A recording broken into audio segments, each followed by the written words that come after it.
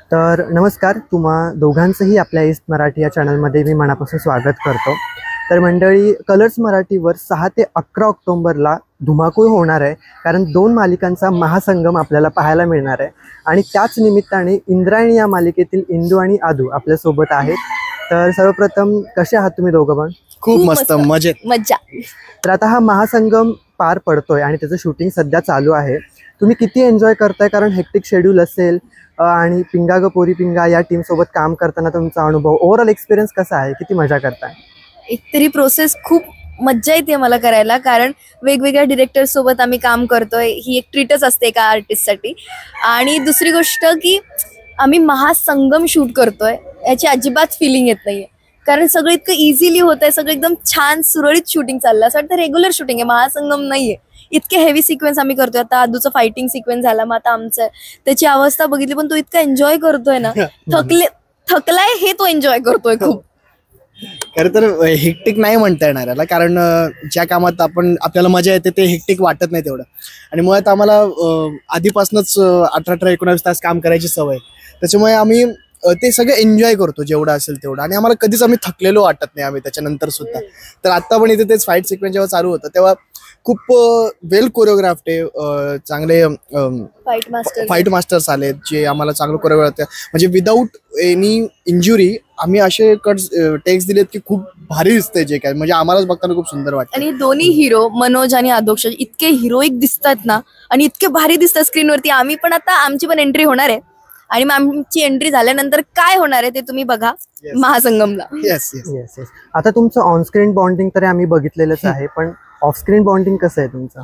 आता हे तुम्हाला आमचा सोशल मीडिया बघून माहितच असेल की आम्ही प्रचंड आगाव मुलं आहोत आणि आम्ही खूप मस्ती करतो. आमची आदू आणि इंदू जसे सोबर क्यूट आहेत ना, आम्ही क्यूट आहोत पण आम्ही सोबर, आम्ही खूप मारामाऱ्या करतो, आम्ही खूप भांडतो, पण आमचं हेच नॉर्मल.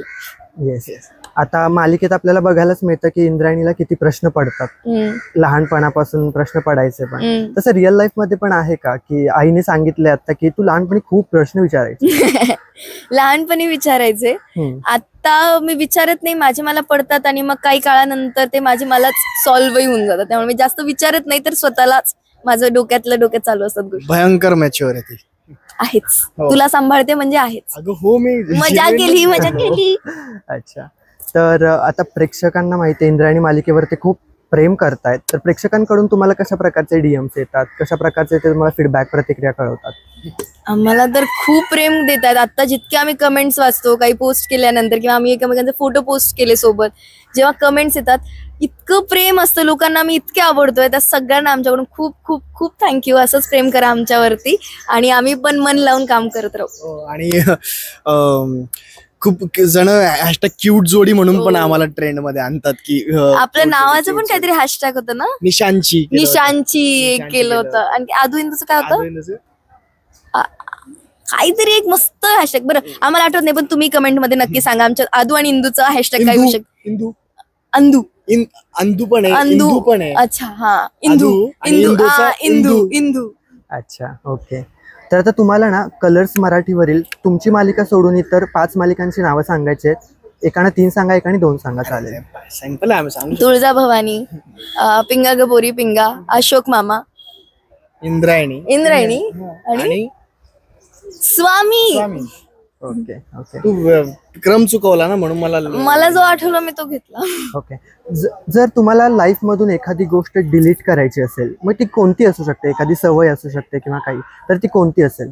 डिलीट किंवा सुधारायची आहे, ती गोष्ट ओव्हरकम करून चांगलं करायचं. मला असं वाटतं जेव्हा एक पिरियड असतो, जेव्हा फॅमिलीमध्ये एक आय गेस तो 14 to 18 इयर्स मधला एक पिरियड असतो, जेव्हा आपण फॅमिलीची मतं आपल्याला नकोशी वाटायला लागतात.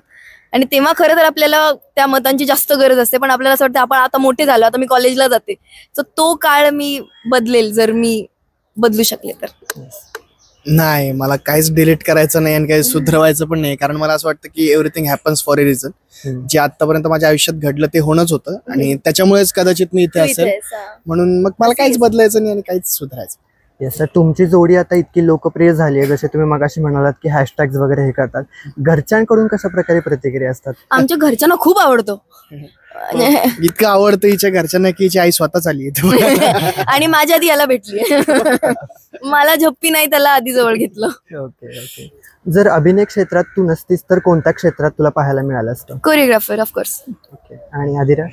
मी ऍथलीट असलो असतो. मी आयदर क्रिकेटर समथिंग स्पोर्ट्स पर्सनच असलो असतो. क्रिकेट खूप आवडतं सर. ओके. तर आता हा महासंगम होतोय, तर पिंगा ग पोरी पिंगा या मालिकेतील पण कलाकार तुमच्यासोबत आहेत, त्यांच्यासोबत काम करतानाचा अनुभव कसा आहे? खूप फ्री आहेत सगळे आणि खूप हार्ड वर्किंग आहेत आणि खूप चिल्ल आहेत. म्हणजे मोठा सिक्वेन्स पण त्यांच्या चेहऱ्याकडे बघून वाटायचं नाही की ते खूप काम करतात किंवा काय. त्यामुळे आम्हाला असं वाटतं की ओके, खूप इझी आहे सगळं आणि खूप छान आहे. खूप काय म्हणतात, फोकस्ड आहेत, भांडणं नाही आहेत कुणात, म्हणजे कुठेच नसतात. पण असं जर महा सिक्वेन्स कुठे चालू असतो तेव्हा चिडचिड होते किंवा कुणी ना कुणी कोणाला उडत असतं, पण असं इथे अजिबात नाहीये. खूप आत्ताही फाईट सिक्वेन्स चालू आहे पण ऍक्शन म्हटल्याशिवाय कुणाचाच ओरडायचा आवाज नाहीये ते मला बाहेर. इतकं फायटिंग सिक्वेन्स चिडाचिडी होऊच शकते, कुणाला लागू शकते किंवा काय, पण इतकं टचवूड आतापर्यंत सगळं छान सुरळीत सेफ चालू आहे. तर हे खूप सेफ झोन वाटतोय मला यांच्यासोबत काम करणं सुद्धा. आणि खूप फॅमिली सारखं वातावरण आहे. आम्ही रूम मध्ये बसून सगळेजण गप्पा मारत असतो आणि ते गप्पा इतक्या रंगतात की ते त्याच्यात टेक पण होऊन जातात, त्याच्यात सीन पण होऊन जातात, पण ते गप्पा काही थांबत नाही. आणि त्याच्यामुळे दिवस कसं निघून जातो हे कळत नाही. आणि मला असं वाटतं की हेच महत्वाचं असतं की काम करताना रमतो आणि काम पण करतो आणि हे पण गोष्टी करतो, म्हणजे आपण मेंटेन ठेवतोय बॅलन्स आयुष्यात. पण असं नाही की आम्ही इथे रमलोय, आम्हाला आमच्या सेटची पण आठवण येते, कारण आमचा सेट पण आम्हाला खूप प्रेम करतो आणि त्यांचे मेसेज पण येतात की we miss you, we miss you. म्हणजे मला सगळ्यांची ऑलमोस्ट आपल्या सेटवरच्या प्रत्येक जणांचा एक ना एक तरी फोन येतोय की अरे कधी येतोय तुम्हाला. मी तर माझ्या स्पॉट दादांना खूप मिस करते. येस. तर आता जसं तू म्हणालीस की तुमचं सेट तुम्हाला खूप जास्त मिस करतोय. आता एक सेट म्हटलं की कलाकाराचं दुसरं घरच आहे. Yes, true. आणि पण कितीही काही झालं तरी घरापासून शूट, लांब राहून शूट करणं म्हणजे घरची थोडीफार आठवण येत असणार, येतेच. 100%. त्या गोष्टी कशा मॅनेज केल्या जातात? एकतर मी अगेन ते म्हणाले की एक्सपिरियन्स आहे हा सेट एक नवीन. तिकडे एक वेगळ्या विशिष्ट पद्धतीनं काम होतं, इकडे एका वेगळ्या पद्धतीनं काम होतं, पण दोन्ही पद्धती आम्हाला सुटेबल आहेत आणि असं वाटत नाही की काहीतरी अरे बापरे आम्ही नवीन आलोय आणि आता हे आम्हाला ऍडजस्ट करून घेतील का किंवा आम्हाला ते ऍडजस्ट होतील का, असं अजिबात नाही. पहिला दिवसच इतका आईस ब्रेकिंग होता, काहीच वाटलं नाही की नवीन आहे, असं वाटतं इथे आम्ही रोजच काम करतो, त्यामुळे काहीच असं वेगळं वाटलं नाही. खरंच म्हणजे मला घरची आठवण खूप कमी येते, कारण त्या सेटवरच इतकं घरमय वातावरण आहे की घरी जायची इच्छा पण होत नाही. म्हणजे आम्ही 30च्या 30 दिवस काम करतो, आम्हाला सुट्टी क्वचितच असते, पण असं वाटत नाही, सुट्टीची गरजच वाटत नाही आम्हाला. इतकं सुंदर वातावरण आहे तिकडे, म्हणजे खरंच ड्रीम कम्प्लीट झालं माझं. असं एवढं चांगल्या जागी, म्हणजे मला इतकं सगळं चांगला रोल पण चांगला मिळाला, चांगली सिरियल्स पण मिळाली, सगळं चांगलं की आमचे पात्र खूप युनिक असं फील होतं जेव्हा मी अजूनही बघते ना, सगळेच सुंदर असतात. पण हिरो म्हणून असं कोणताच हिरो नाही आपल्याला लवकर सापडे की जो स्टॅमिना आहे त्याला किंवा तो अटकतो, असा हिरो नाही मिळत.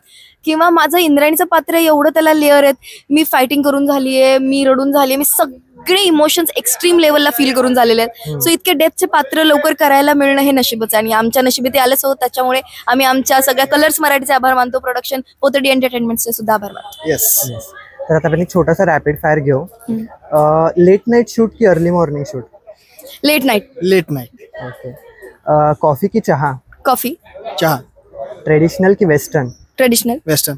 ओके. वेब सिरीज की films? Films. Web series. Okay. Dialogue कोण विसरतो तुमच्या दोघांमधलं? मूडवर डिपेंड आहे. मूडवर. ओके. सिरियस टेक मध्ये हसायला कोणाला येतं? कांची. कारण की हा हसवतो.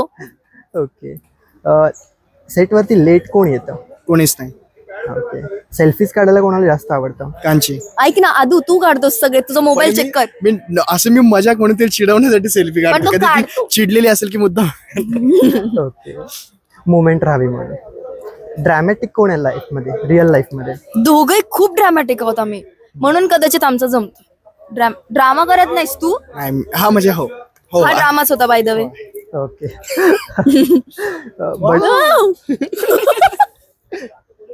बडबड कोण आहे दोघांमध्ये जास्त? मी. ओके. प्रँक्स कोणी केलंय का आतापर्यंत सेटवर? आम्ही दोघं तिघं करत होतो, मी आदू आणि गोपाळ. एखादा किस्सा सांगायला आवडेल का? भांडणाचा केला होता खरं तर, फेक भांडण केलं होतं. सेट घाबरला होता की यांचे भांडण झाले, तिघही भांडतायत वगैरे, पण आम्ही हसलो, मग सगळे असे सगळ्यांचं झालं काय सुरू आहे. अच्छा. लवकर रेडी कोण होतं दोघांमध्ये? मी. 5 मिनिट. कोणाला फिरायला जास्त आवडतं? आदू. मी. ओके. जर समजा भांडणं झाली किंवा काही छोटं मोठं झालं तर पहिला सॉरी कोण येऊन म्हणतं? मी हे बघ, मी म्हणतो सर. मी आहे ती.